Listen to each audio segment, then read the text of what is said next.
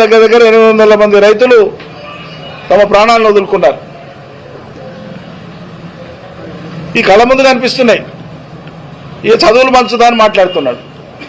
ఉస్మానియా యూనివర్సిటీకి పోయి ఇట్లా అలవోకగా 1000 రూపాయలు 1000 కోట్లు పెద్ద లెక్కనా, ఫలానాతో 1,00,000 కోట్లు ఒట్టిగా గాలికి పోయినాయి, నేను 1000 కోట్లు ఉస్మానియా యూనివర్సిటీకి ఇట్లా ఇచ్చి పడేస్తా, ఇంతప్పుడు గప్పాలు కొడుతున్నాయి.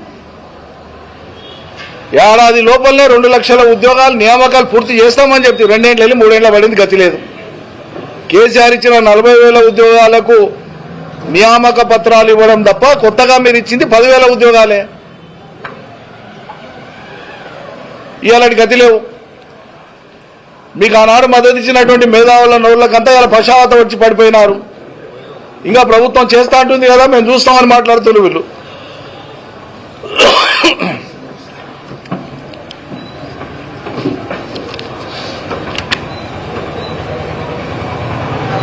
చూసేదేంది? ఇంకా మీరు చూడాల్సింది ఏడాదే కదా, 3వ ఏడు కూడా చూసుకుంటూనే ఉంటారా ఈ నోరు మూసుకున్న మేధావులు? ఏడాది లోపల 1,00,000 ఉద్యోగాల భర్తీ పూర్తి చేస్తామన్నారు. ప్రాసెస్ మొదలు పెడతామని చెప్పలే. నేను మేధావి మాట్లాడుతున్నాడు, ఇప్పుడు కూడా వాళ్ళు మొదలు పెడతామంటున్నారు, ప్రాసెస్ మొదలు పెడతామంటున్నారు అండి, అందుకే మేము చూస్తున్నామని మాట్లాడతాడు. వెల్డింగ్లు వేసే పని చేస్తున్నారు, అతికిచ్చే పని చేస్తున్నారు. బుద్ధి మందగించింది వాళ్ళకు కూడా.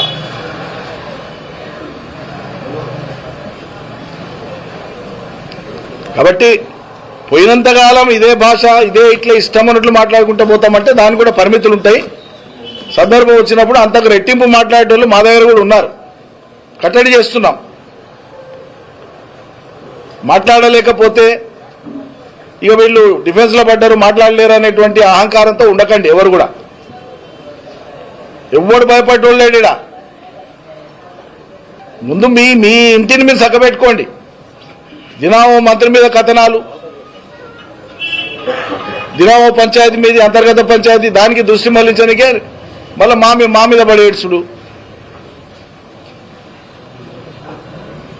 భారతదేశం మొత్తంలో ఈ 15 ఏళ్ల కాలంలో కాంగ్రెస్ పార్టీ 2వసారి వరుసగా గెలిచిన రాష్ట్రమే లేదు.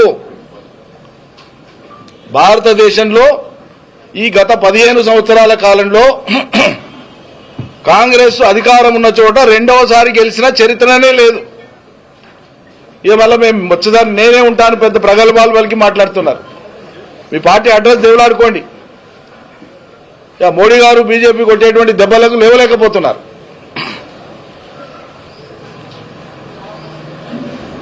మేము 2 జాతీయ పార్టీలను తట్టుకొని 2వసారి గెలిచి 3వసారి కేవలం 1.8% ఆఫ్ డిఫరెన్స్ తో మాత్రమే మా ప్రభుత్వం పోయింది.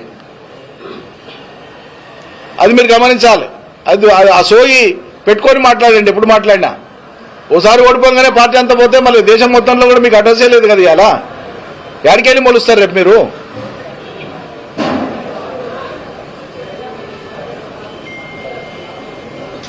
ఒక్కో శాసనసభలో 5-10% కూడా గెలవలేనటువంటి నిస్సహాయ స్థితి మీది. బీహార్లో 6 సీట్ల సిగ్గుచేటు. ఎంఐఎంకి వచ్చినాయి కదా 5-6.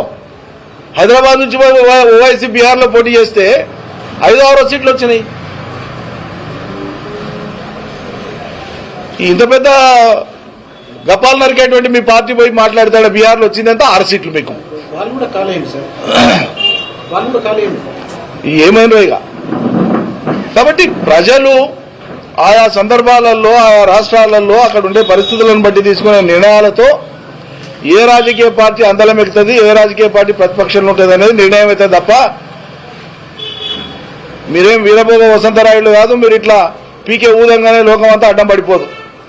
పిచ్చి భ్రమలలో ఉండకండి.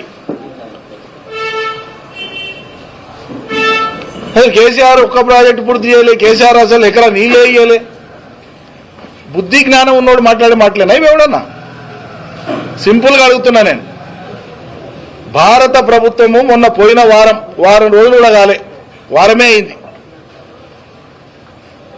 గత 10 ఏళ్ల కాలంలో భారతదేశంలో వివిధ రాష్ట్రాలలో పెరిగినటువంటి వరి ఉత్పత్తి మీద ఒక స్టేట్మెంట్ ఇచ్చింది. వివిధ రాష్ట్రాలలో. దాంట్లో